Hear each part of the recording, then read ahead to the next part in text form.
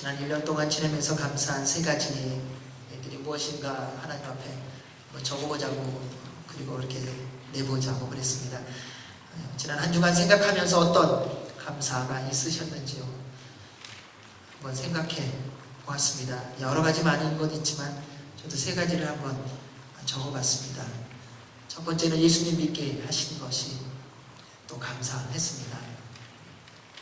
두 번째는 좋은 교회, 좋은 성도 만난 것이 감사했고요. 세 번째는 지금까지 하나님이 또 올 한 해 2013년 지키시고 보호하시는 것 감사했습니다. 또 많은 것 있으실 겁니다. 여러분에게도 주님 앞에서 감사한 제목들 그리고 이유들이 있으실 겁니다. 사람은 무엇을 생각하느냐에 따라 그 사람이 그렇게 바뀌어가는 걸 볼 수 있습니다.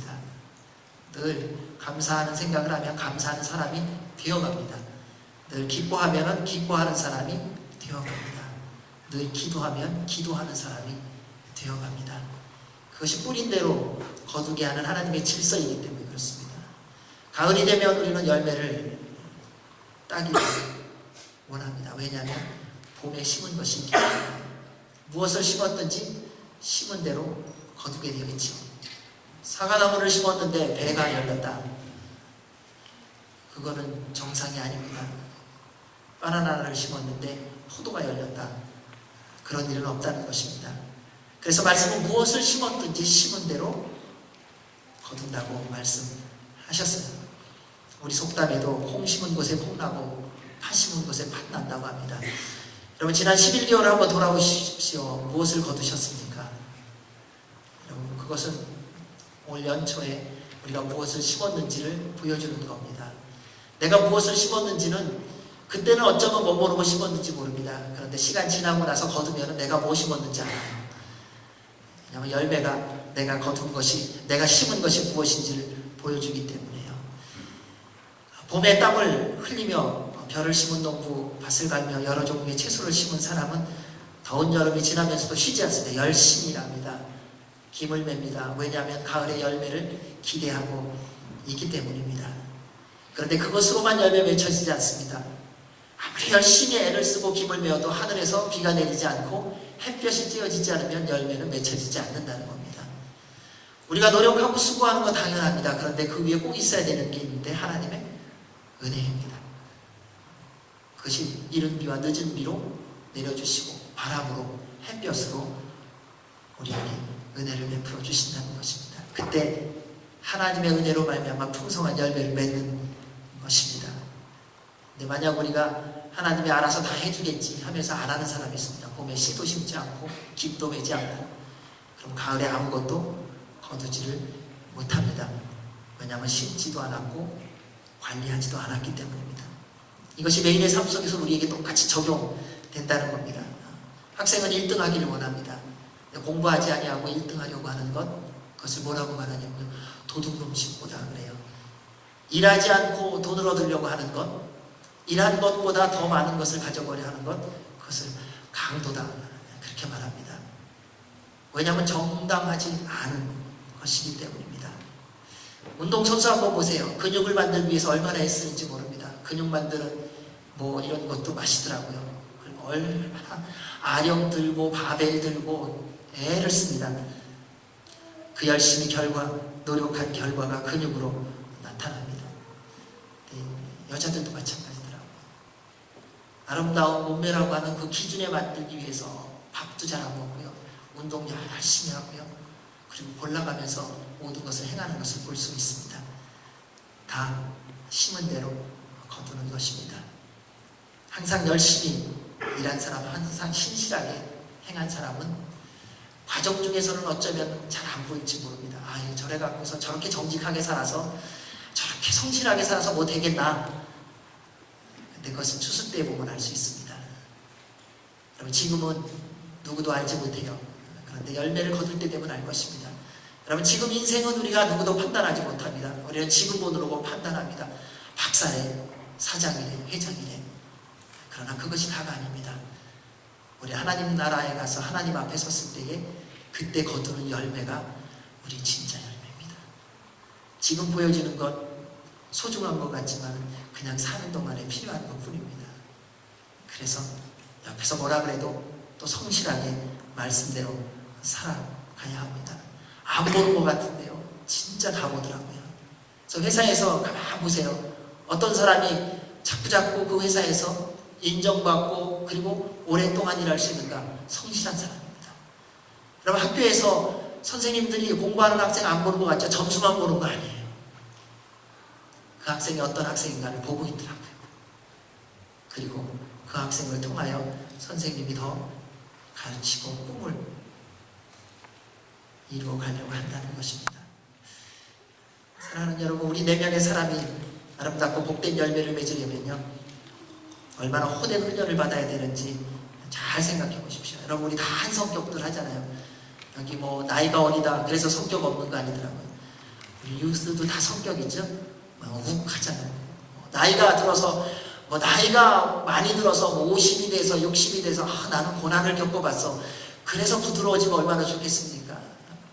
고난 겪은 사람 잘못 만나면요, 더 성격 못됐더라고요. 그게 저절로 바뀌어지는 게 아니더라는 거예요. 훈련받아야 바뀌어집니다. 늘 깨어서 훈련을 해야 바뀌어진다는 것입니다. 그 성격을 바꾸려면 평생 훈련을 해야 합니다. 부지런하고 성실한 열매를 맺으려고 하는 것처럼 내가 예수 그리스도의 사람으로 바뀌어지기 위해서는요, 항상 훈련하셔야 됩니다. 여러분들 훈련하시기를 주의 이름으로 부탁드립니다. 지금 훈련해야 나중에 열매를 거둡니다. 다른 거는 제가 잘 모릅니다. 하지만은 지금 말씀대로 살고 훈련한 사람은 분명히 하나님 나라에 들어갔을 때 그 열매를 거두게 될 줄로 믿습니다. 그것이 우리 하나님의 법칙이기 때문입니다. 가을에 풍성한 열매를 얻는 농부, 추수 때까지 하루도 쉬지 않지요. 그리고 추수가 지나면 노느냐? 아니요. 내년 봄에 심을 거 또 준비합니다. 사는 동안에 쉴 생각하지 마시기 바랍니다. 저도 쉴 생각 없고요. 사는 동안에는 열심히 일하십시오. 여러분, 졸업하면 공부 끝날 것 같죠? 졸업하면 진짜 공부가 남아있어요. 그게 진짜 공부예요. 그때부터 또 공부하는 거예요. 근데 제일 어리석은 사람이 누구냐? 이제는 나는 일 안 해도 된다. 이 정도면 나는 먹고 살만하다라고 말하고 그 자리에 앉아있는 사람이라는 겁니다. 하나님의 사람의 특징을 보면은 하나님이 부르실 때까지 배우고 익히고 가르치고 섬기는 사람이었음을 볼 수 있습니다. 결코 멈추지 않습니다. 오늘 이 밤에 주님이 불러주셔도 오늘 해야 할 일을 하는 사람이라는 겁니다. 그래서 그런 얘기 있죠. 내일 지구가 망해도 오늘 사과나무 한 그루를 심는다. 그것이 우리 그리스도인의 태도여야 한다는 사실입니다. 하나님은요, 여러분 모두가 잘 되기를 원하세요. 그래서 시편 23편 있는 말씀처럼, 그리고 또 시편 1편에 있는 말씀처럼, 예레미야 17장에 있는 말씀처럼요, 시냇가에 심기운 나무가 시절을 쫓아 가물은 해도 열매를 풍성히 맺게 하기를 원하시는 분이 우리 하나님 아버지세요. 여러분이 인생 동안에 그렇게 살기를 원하세요. 여러분이 하는 모든 일이 정말 풍성한 열매를 맺기를 원하세요. 그런데 그 열매를 맺기 위해서 우리가 해야 할 일이 있다는 것입니다. 그 열매를 맺기 위해서 우리가 훈련받아야 할 것이 있다는 것입니다. 그래서 하나님께서 우리에게 허락하시는 훈련이 있는데, 이것은 평생 진행되는 건데 오늘 주신 말씀입니다. 세 가지입니다. 첫째 우리 16절 한번 읽어보겠습니다. 시작. 첫째, 항상 기뻐하십시오. 누구나 항상 기뻐하며 살기를 원하죠. 근데 기뻐서 살 수 있는 사람이 또 한 사람도 없습니다. 누가 기쁘게 살고 싶지 않습니까? 기쁠 일이 없으니까 우리 기쁘지 못하다고 말해요. 그런데 성경 말씀은 뭐라고 말합니까? 항상 기뻐하라. 항상 기뻐하라는 것입니다. 원하지 않는 경우에도 기뻐하라는 것입니다. 말씀을 들어서 우리 아는 게 많아요. 그래서 무슨 얘기 물어보면요, 대답은 얼마나 잘하는지 모릅니다. 애들 만나갖고 얘기해도요, 이거 어떤 얘기 그러면 대답은 잘합니다. 그런데 대답할 대로 살지를 않아요. 원하는 게 뭔지 다 알아요. 근데 원하는 것을 얻을 수 있는 삶을 살지 않는다는 거예요. 여러분, 우리 좋은 관계를 원해요. 그런데 좋은 관계를 맺을 수 있는 행동은 안 해요. 우리 사랑받는 거 너무 원해요. 그런데 사랑받을 행동은 안 한다는 거예요. 열매가 없는 겁니다. 항상 기뻐하라고 한 주님의 말씀대로 그냥 기뻐하기로 한번 결정해 보십시오. 기뻐할 수 없는데요. 근데 기뻐하시라는 거예요. 어떻게 기뻐할 수 있는가? 그래서 성령님 충만하고 예수 그리스도 안에 거해야 한다는 것입니다. 우리의 가장 큰 오해는 내가 실력 있고 능력 있고 내가 잘 되고 성공하면 기뻐할 수 있을 거라고 생각한다는 거예요. 아니요. 오늘 이렇게 오면서 생각을 해봤어요. 1등을 하고 우리 다 좋을 거예요. 1등하면 내가 세상에서 1등 했어. 내가 가장 부자야. 근데 그 다음부터 어떤 고민이 생기는 줄 아세요? 가장 부자가 되면 모든 사람들이 내 돈을 뜯어먹으러 오는 것 같은 불안함이 생기는 거예요. 1등을 하면요, 그것을 지켜야 되는 걱정이 생기는 거예요. 운동선수가 1등을 했어요. 그 다음에 1등 못하면 어떡하나? 그 다음부터 불안하기 시작한 거예요. 공부를 해서 1등을 하고 나면요, 다음번 시험 볼 때 나 또 만점 받지 못하면 또 불안하기 시작하더라고요. 여러분, 오늘 열심히 해갖고 돈을 많이 벌면요, 내일도 또 돈 못 벌면 어떡하지? 그게 불안하더라고요. 사람의 심리라는 게 아주 묘한 겁니다. 그것을 아시는 주님께서 항상 기뻐하라고 말씀합니다. 그것은 우리의 생각과 의지로 되는 것이 아니라 성령님의 능력으로만 가능합니다.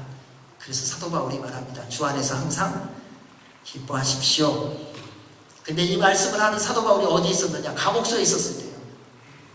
감옥소에 갇혀 있으면서 말하는 겁니다. 여러분, 주님 안에서 항상 기뻐하십시오. 이 얘기는 뭐냐? 기뻐할 수 있는 비밀은, 항상 기뻐할 수 있는 유일한 길은 예수 그리스도 안에 거하는 것입니다. 라는 것을 알려준 거예요. 왜요? 그가 그렇게 경험했기 때문에.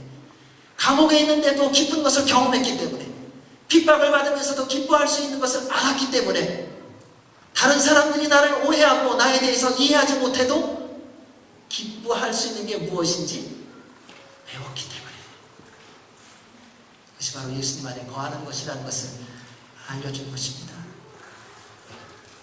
예수님 믿기 전에 여러분 뭘 보든지 뭘 듣든지 뭘 말하든지 뭘 행동하든지 다 여러분이 중심이었잖아요. 내가 좋은 거 봤잖아요. 내가 듣기 원하는 거 들었고요. 내가 원하는 거 행했어요. 예수님 믿고 나서 뭐가 달라지셨어요? 보는 게 달라지지 않으셨어요? 옛날에는 내가 원하는 것을 봤는데 예수님 믿고 나니까 예수님이 원하시는 것을 보기 시작하지 않으세요? 옛날에는 내가 듣고 싶은 소리를 들었는데 예수님 만나고 나니까 예수님이 듣고 싶어하는 것 듣도록 변했잖아요. 옛날에는 내 마음대로 행동했는데 예수님 믿고 나서는 예수님이 기뻐하는 것 행동하시잖아요. 그게 예수님 믿은 증거이고 그것이 예수님 안에 거하는 것의 확증인 거예요. 그러니까 쉽습니다. 우리 말씀은요 그렇게 어렵지 않더라고요. 내가 예수님 안에 있는가? 예수님이 보는 거를 내가 보는가 보시면 돼요. 예수님이 듣는 걸 내가 듣는가? 예수님이 말하는 대로 내가 말하고 있는가? 그걸 보면 내가 예수님 믿는지 안 믿는지 알 수 있다는 겁니다. 진짜 주님의 말씀을 기뻐하는가? 간단하죠. 말씀대로 살고 있으면 기뻐하는 거예요. 근데 말씀대로 안 산다. 우리 이런 말 이제 앞으로 안 하기 바랍니다. 아는데요, 그렇게 사는 사람이 어디 있어요? 여러분 알면은 그렇게 사셔야 됩니다. 여러분 어느 로또집에서 많이 뽑혔다 그러면은 돈 없다고 하면서도 그 복권을 사시잖아요. 믿음 갖고. 그리고 기대하잖아요. 돌아가는 맨 마지막 숫자 나올 때까지. 그게 믿음이더라고요. 어떻게 보면. 주님 안에서 내가 기뻐할 수 있다는 사실을 믿으십시오. 그것은 여러분이 보는 모든 것이 예수 그리스도와 함께 이루어진다는 것을 여러분이 알 수 있기 때문에요. 그래서 여러분 이제는 예수님의 눈으로 보시기 바랍니다. 주님의 귀로 들으시고요. 주님의 입술로만 말하시고요. 그리고 주님의 몸으로만 섬기는 여러분. 그래서 항상 기쁨을 누리는 그리고 기뻐하는 우리 모두가 되기를 주의 이름으로 축원합니다. 두 번째입니다. 예수님 안에서 항상 기뻐하는 사람의 비밀이 있다는 겁니다. 그것이 바로 두 번째 17절 시작. 쉬지 말고 기도하십시오. 예수님 안에 거하며 기뻐하는 삶을 사는 비결은 쉬지 않고 기도하는 겁니다. 왜요? 기도는 우리가 알고 있듯이 하나님과 대화하는 겁니다. 기분 좋은 사람 만나면 여러분 뭐 하세요? 말하잖아요. 내가 기분 좋을 때 내가 좋아하는 사람 만나면요 쉴 새 없이 말하더라고요. 멈출 수가 없어요. 왜요? 내가 하고 싶은 말이 너무너무 많아요. 그러니까 주님이 좋은 사람은 그렇다는 겁니다. 주님 안에서 기뻐하는 사람은요 주님과 대화하는 게요 멈출 수가 없는 거예요. 너무 좋아서. 세상의 어떤 것도 내가 주님과 대화하는 것을 빼앗을 수가 없어요. 왜요? 그분이 너무 좋으니까요. 기도는 그래서 하나님과 대화하고요, 하나님의 지혜와 능력을 받는 통로이고요, 기도는 우리의 모든 필요를 주님께 구하고 기도를 통해서 주님께서 우리에게 채워주실 것을 받는 길입니다.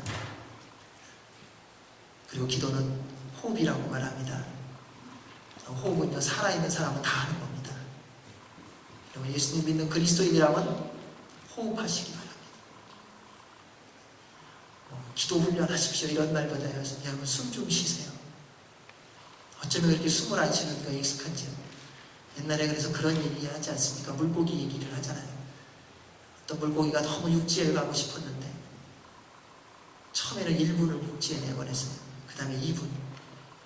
조금 시간이 지나고 나니까 1시간 나와도 멀쩡하게 숨 쉬고, 그 다음에 내가 좀 힘들어서 물속으로 들어갔다가 몇 년 지나고 나니까요, 육지에서 한 20시간 지나고 물속에서 한 4시간이 지났대요. 그러다가 또 몇 년이 지났어요. 어느 날 다리를 걸어가다가 물고기가 물에 빠져 죽었다는 거 아닙니까? 여러분, 우리가 호흡하는데 호흡을 멈추는 훈련을 너무 잘하더라고요. 일주일에요, 호흡 딱 한 번 하는 사람이 있더라고요. 주님 앞에 나와서 하나님 저 왔어요. 아멘. 그게 다예요. 밥 먹을 때 호흡은 안 하더라고요. 눈을 감았다 떴을 뿐이지 호흡한 게 아니었더라고요. 그래서 저는 가끔 애들한테 물어봐요. 눈 감고 뜨잖아요. 뭐 기도했냐고. 그 사이에 뭘 기도할까? 눈 감고 뜨면 뭘 기도할까? 너무 눈 깜짝할 사이라는 표현처럼 그렇게 되니까요, 너무 궁금하더라고요. 그래서 뭐 기도했냐고. 그거 모르냐고 영상 처리했다 그러더라고요. 또. 아마 여러분 영상 처리하지 마십시오. 기도는요, 대화하세요. 숨은요, 한꺼번에 쉬는 거 아닙니다. 숨은 매번 쉬어야 되는 겁니다. 숨 쉬지 않으면요, 숨이 차면 죽게 되어 있어요. 나중에 기도하면서 누가 제일 놀라는가, 나중에 보니까 자기가 놀래요. 이야, 내가 5분이나 기도했네. 여러분, 호흡하시기 바랍니다. 그것이 항상 기뻐하는 비밀입니다. 예수님께서 그렇게 사셨어요. 기적을 행하실 때 먼저 기도하셨고, 모든 기적이 끝나고 나서 기도하러 산으로 홀로 가셨습니다. 십자가를 지시기 전에 겟세마네 동산에서 땀방울이 핏방울이 되도록 기도하셨고, 그리고 언제나 주님 앞으로 나아가셨던 분입니다. 제자들이 피곤해서 졸고 있을 때 말씀합니다. 시험에 들지 않게 깨어서 기도하라. 우리의 필요한 것을 아시는 주님께서 우리에게 말씀하셨습니다. 구하라, 찾으라, 두드리라. 그러면 하나님께 받고 찾아지고 문이 열릴 것이라고 말씀하셨습니다. 쉬지 않고 기도하는 사람은 항상 기쁘게 살 수 있습니다. 왜냐하면 주님이 주신 지혜와 힘으로 너무너무 이기며 살거든요. 그래서 늘 기뻐하는 사람 보면요, 늘 기도하는 사람입니다. 상황과 여건을 뛰어넘어 늘 기뻐하는 사람 한번 보십시오. 틀림없이 기도하는 사람입니다. 왜냐하면 그 기도를 통해서 하나님의 능력을 공급받기 때문에 감옥소에 있든지 아니면 자유인이든지 기뻐하며 살더라고요. 초막이든 궁궐이든 기도하는 사람은요, 기뻐하며 살더라고요. 그래서 기도하는 것이 주님 안에서 늘 기뻐하며 사는 비밀이라는 사실입니다. 따라서 사랑하는 여러분, 쉬지 말고 기도하십시오. 매 순간 안에서 주께서 기쁨을 누리며 살게 해 주십니다. 항상 기뻐하고 쉬지 않고 기도하는 사람의 일상의 열매가 있습니다. 그게 18절입니다. 우리 같이 한번 18절 말씀 읽겠습니다. 시작. 모든 일에 감사하십시오. 이는 그리스도 예수 안에서 여러분을 향하신 하나님의 뜻입니다. 여기서 모든 일이라는 것은 모든 상황과 환경이라는 의미입니다. 예수님을 구주로 믿고 구원받은 우리는 이미 영원한 천국을, 영원한 생명을 소유한 사람입니다. 이거는 물어보고 또 물어봐야 됩니다. 여러분, 예수님 믿고 구원 받으셨습니까? 예수님 믿으세요? 예수님 믿고 구원 받았는데, 영원한 생명을 소유했는데 어떻게 사세요? 여러분, 가장 좋은 거를 소유했는데, 가장 좋은 거 소유했는데 어떻게 살고 계세요? 세상의 어떤 것과 비교할 수 없는 영원한 생명을 소유하고 사시는데 오늘은 어떻게 사시냐는 거예요. 세상에서 가장 귀하고 소중한 것이 뭐라고 생각하세요? 우리 교회 안에 오면은 하나님이 있어요. 여기만 나가면 보세요. 그게 다예요. 우리 주님 앞에서 그냥 자기 스스로 한번 대답해 보세요. 나한테 정말 소중한 게 뭘까? 예수님일까? 아니면 나일까? 요즘 보면요, 부모님들이 자녀를 사랑하기는 하는데요, 다 부모식으로 사랑하더라고요. 자녀들이 부모를 공경하기는 하는데 다 자녀식으로 공경하더라고요. 믿음의 공동체 안에서 서로 함께 모여서 더불어가고 사랑하는 것 같은데 다 내 식으로 하더라고요. 그러니까 이게 혼란스러워요. 복잡해지더라고요. 왜냐하면 내가 중요하기 때문에. 여러분 진짜 중요한 게 뭐세요? 한번 생각해보세요. 왜 공부하세요? 왜 일하세요? 왜 돈 벌기를 원하십니까? 왜 성공하기를 원하십니까? 왜 건강을 원하세요? 왜 이 땅 가운데서 인정받고 살기를 원하십니까? 인생은 지나가는 아침 안개와 같은데요. 여러분 뭐 때문에 그렇게 지금 소중하게 생각하는 것을 꼭 붙잡고 계신가? 정말 여러분에게 진짜 소중한 건 뭔가?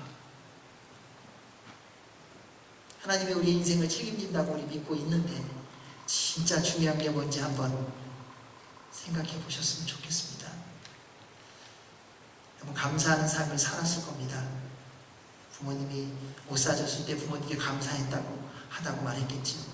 친구가 어려울 때 도와줄 때 감사하다고 말했을 겁니다. 아내가 맛있는 밥을 차려줬을 때 고맙다고 분명히 말했을 것입니다. 작은 일들이지만 일상에서 도움을 주고받고 하는 일들이 참 많습니다. 그러한 일들을 통해서 감사하고 감사받는 일들이 우리의 모습입니다. 그래서 정말 좋은 관계는요, 가만 보니까요, 고맙다는 표현을 하는 관계가 좋은 관계더라고요. 그래서 부부끼리도 좀 그런 표현을 해야 되더라고요. 여보 참 고맙다고, 오늘 참 맛있는 음식 해줘서 고맙다, 오늘 참 이렇게 잘 도와줘서 고맙다, 당신 힘들고 어려운데 직장 가갖고 열심히 일하고 이 저녁에 피곤한데도 들어와서 차려준 밥 잘 먹어줘서 고맙다. 이런 고마운 게 얼마나 많아요. 자녀들한테 공부 열심히 해줘서 고맙다. 어느 날 열심히 놀고 왔잖아요. 놀고 왔을 때도 얘기하는 거죠. 그래, 튼튼하게 놀아줘서 고맙다. 다치지 않은 것만 해도 고마운 거잖아요. 남편이 직장에서 일하고 건강하게 돌아와준 거 참 감사한 일이지 않습니까? 아내가 함께 일하면서도 또 밥 잘 차려주고 함께 먹을 수 있는 거 참 감사한 일이잖아요. 그냥 주변만 한번 돌아봐도 우리는 감사할 일이 너무너무 많다는 것입니다. 그런데 그 중에서 가장 감사할 일은 우리 주님께서 우리를 위하여 십자가에 달려 죽으시고 부활하시고 우리로 영원한 생명을 누리게 하신 거라는 겁니다. 여러분 그 감사는 한 번으로 끝나는 것이 아닙니다. 오늘도 또 감사해야 됩니다. 그러니까 내 옆에 있는 형제자매를 보면요, 구원의 감격이 또 있어야 되는 거예요. 이 형제를 보니까는 구원받은 게 얼마나 좋은가. 왜? 생명이 있기 때문에 서로 보는 거잖아요. 영원한 생명이 없다면 무슨 소용이 있겠어요? 내 아내, 내 남편, 내 자녀, 내 친구, 내 형제, 내 자매, 주님 믿고 구원받아서 우리가 이렇게 감사하고 깊은 시간을 갖게 되는 거 아닙니까? 예수님을 믿고 구원받은 사람이 모든 일에 감사할 수 있는 분명한 이유가 있는데요, 그거는 하나님이 우리의 삶을 책임지시기 때문이에요. 그래서 걱정하지 마세요. 그래서 올해 저희 교회 표현을 주신 게 있죠. 먼저 그의 나라와 그의 일을 구하라. 그리하면 이 모든 것을 너희에게 더하시리라. 하나님이 더하실 것 때문에 하나님 믿지 마시고요, 하나님을 믿으면 하나님께서 공급해 주십니다. 이것이 우리 하나님의 약속의 말씀입니다. 모든 상황과 여건에서 감사하는 사람은 항상 기뻐하고 쉬지 않고 기도하는 사람입니다. 그러한 사람은 언제나 예수님을 주인으로 모시고 사는 사람이기 때문에 어떤 상황에 따라 마음이 흔들리지 않습니다. 그냥 주님 때문에 기뻐해, 주님 때문에 감사하고 그분께 기도하고요. 그래서 오늘 이 밤에 주님이 불러주셔도 주님 감사합니다 합니다. 왜요? 제일 좋은 곡 하니까요. 오늘 내가 계획한 대로 일이 안 돼도 감사할 수 있습니다. 왜요? 내일은 또 하나님께서 새로운 일을 이루어 주실 테니까요. 그 대표적인 사람 가운데 한 사람이 저는 요셉이라고 봅니다. 요셉은 형들에 의해서 팔렸어요. 원망하지 않습니다.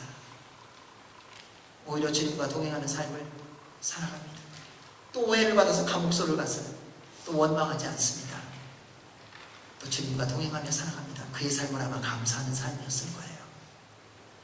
여러분, 감사하는 사람은 늘 감사합니다. 그리고 그 감사한 대로 하나님께서 응답해 주십니다. 어떤 일을 만나든지 만사형통하는 사람의 특징이 있습니다. 늘 감사하더라고요. 넘어지면요, 하나님 제가 넘어졌는데 이만큼만 다치게 해주셔서 감사합니다. 어떤 일이 일어나면요, 도대체 내가 기도했는데 왜 그랬냐고 말하지 않아요. 하나님 그래도 주님의 보호와 인도하심이 있어서 감사합니다라고 고백한다는 겁니다. 그래서 날마다 감사하며 사는 삶은 감사라는 씨앗을 모든 삶의 영역에 뿌리는 것과 같습니다. 그래서 시간이 지나고 나면요, 더 감사할 거를 거두게 되어 있습니다. 모든 삶의 영역에서요, 고난의 때에도 감사할 수 있고요, 슬플 때에도 감사할 수 있고요, 기쁠 때에도 감사하고요, 즐거울 때도 감사하고요, 혼란스러울 때도 감사하고요, 일이 되어도 감사하고요, 일이 안 되어도 감사하고요, 살아도 감사하고요, 죽어도 감사하고요, 오해받아도 감사하고요, 인정받아도 감사한다는 사실이죠. 그래서 감사는 하나님의 은혜와 축복의 통로입니다. 사랑하는 여러분, 2013년이 다 지나가고 있습니다. 한번 적어보시기 바랍니다. 요즘에는 우리의 특징이 있어요. 무슨 얘기를 하면요, 듣고 귀가 두 개나 다 이렇게 흘러가더라고요. 한번 적어보세요. 그냥 하나님 앞에서 감사한 거 몇 가지까지 적을 수 있는지 한번 적어보세요. 3가지 말고요. 부부가 함께 적어보세요. 우리 꿈당하고 파워웨이브는 한번 부모님께 감사한 거, 친구에게 고마운 거 한번 쭉 적어보세요. 그러면 우리에게 감사할 게 얼마나 많은지 깨닫게 해주실 것입니다. 그리고 그 감사한 것에 씨앗을 또 심게 하셔서 2014년도에는 더 감사한 일로 하나님께서 갚아주실 것입니다. 시편 136편에 시편 기자는 이렇게 고백합니다. 여호와께 감사하라. 그분은 선하시며 그 인자하심이 영원하시다. 신들의 하나님께 감사하라. 그 인자하심이 영원하시다. 주의 주께 감사하라. 그 인자하심이 영원하시다. 홀로 위대한 일을 행하시는 분께 감사하라. 그 인자하심이 영원하시다. 지혜로 하늘을 지으신 분께 감사하라. 그 인자하심이 영원하시다. 물 위에 이 땅을 펼치신 분께 감사하라. 그 인자하심이 영원하시다. 큰 빛들을 지으신 분께 감사하라. 그 인자하심이 영원하시다. 해를 지어 낮을 다스리게 하신 분께 감사하라. 그 인자하심이 영원하시다. 달과 별을 지어 밤을 다스리게 하신 분께 감사하라. 그 인자하심이 영원하시다. 이집트에서 처음 난 것들을 치신 분께 감사하라. 그 인자하심이 영원하시다. 그들 가운데서 이스라엘을 데리고 나오신 분께 감사하라. 그 인자하심이 영원하시다. 강한 손과 쭉 뻗친 팔로 그렇게 하신 분께 감사하라. 그 인자하심이 영원하시다. 홍해를 쫙 갈라지게 하신 분께 감사하라. 그 인자하심이 영원하시다. 그 가운데로 이스라엘을 지나가시게 하신 분께 감사하라. 그 인자하심이 영원하시다. 바로와 그 군대를 홍해 속에 빠뜨리신 분께 감사하라. 그 인자하심이 영원하시다. 그 백성들을 광야로 인도하신 분께 감사하라. 그 인자하심이 영원하시다. 큰 왕들을 치신 분께 감사하라. 그 인자하심이 영원하시다. 유명한 왕들을 죽이신 분께 감사하라. 그 인자하심이 영원하시다. 아모리 사람들의 왕 시온을 죽이신 분께 감사하라. 그 인자하심이 영원하시다. 그 땅을 유산으로 주신 분께 감사하라. 그 인자하심이 영원하시다. 비천한 처지에 있는 우리를 기억하신 분께 감사하라. 그 인자하심이 영원하시다. 우리 적들에게서 우리를 해방시키신 분께 감사하라. 그 인자하심이 영원하시다. 모든 육체에게 먹을 것을 주시는 분께 감사하라. 그 인자하심이 영원하시다. 하늘의 하나님께 감사하라. 그 인자하심이 영원하시다. 이 하나님은 우리 하나님이십니다. 여러분, 감사하며 사십시오. 쉬지 말고 기도하며 사십시오. 항상 기뻐하며 사십시오. 그래서 하나님의 뜻을 이루어 하나님께서 베푸신 약속하신 하늘과 땅의 모든 은혜와 복을 누리며 살아가시는 감사의 날이 되시기를 주의 이름으로 축원합니다. 아멘. 기도하겠습니다. 위대하신 하나님을 찬양합니다. 우리를 통하여 영광 받으시는 주님을 송축합니다. 매일의 삶 가운데 한없는 은혜와 긍휼과 자비를 베풀어 주시고 일용할 양식을 주신 주님을 찬양합니다. 주님, 우리의 삶 가운데 임하여 주셔서 감사드리고 지난 1년 동안 지키시고 보호해 주셔서 감사하고 이제 살아가는 인생 동안에 한없는 은혜와 복을 주실 것이기에 감사를 드리고 더욱더 주와 함께 동행하며 성령님의 능력으로 승리하며 살게 해주셔서 감사합니다.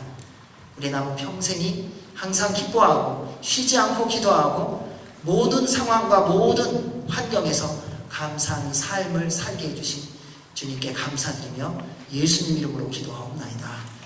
아멘. 우리 다같이 일어나